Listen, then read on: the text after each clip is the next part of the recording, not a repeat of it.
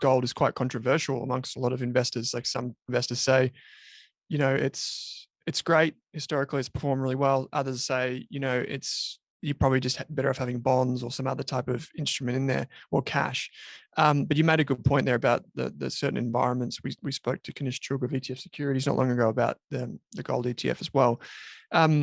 So what would be your, I guess, pitch for people to have gold in their portfolio? And I guess an extension of that is, like, maybe if you just take Kate and I as an example, like I'm around 30, Kate's a bit younger. How much gold should we have in a portfolio, ideally? Well, yeah, first of all, on your personal circumstances, I'm not sure.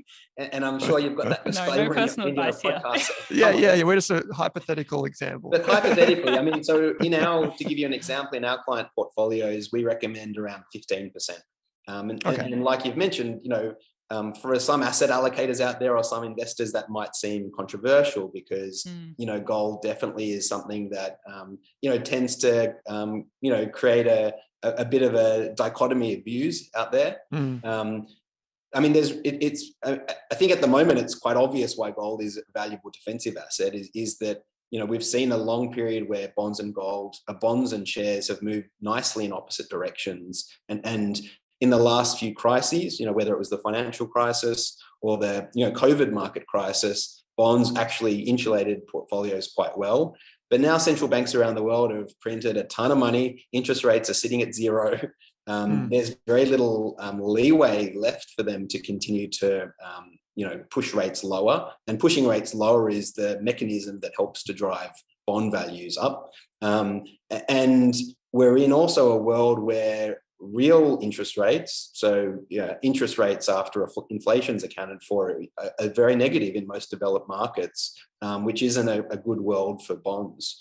So, I mean, my pitch for you guys of why I think gold is something you should have in your portfolios is that, I mean, one, it's a great diversifier. So it has of all assets, particularly in very negative market scenarios, it has a very low correlation or negative correlation with a lot of the growth assets you probably have in your portfolios. And yeah, it's definitely more evident during, what's known as left tail market events. So big unexpected events that lead to, big market crashes. In those events, often assets like, even bonds, and certainly hybrids and other high yield investments aren't going to perform very well. So they're not going to provide much protection. Two is as an insurance policy. So, most of your assets are going to be domiciled probably in Aussie dollars. I'm sure you've got some other global ETFs and investments as well. But something that is always a risk when you've got assets domiciled in a currency is currency devaluation. And it happens when whatever currency your assets are domiciled in lose their purchasing power over time because of government or monetary policy. Gold historically is a good way of preserving the real value of your wealth over time.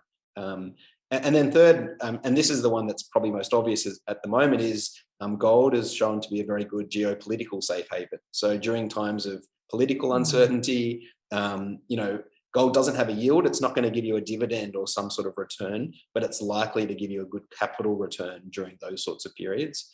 And there are periods in time, and I sort of would go back to mid 1970s to early 1980s as an example of periods in time where gold does very, very well. It returned thousands of % over that period in time, while bonds and shares both did poorly.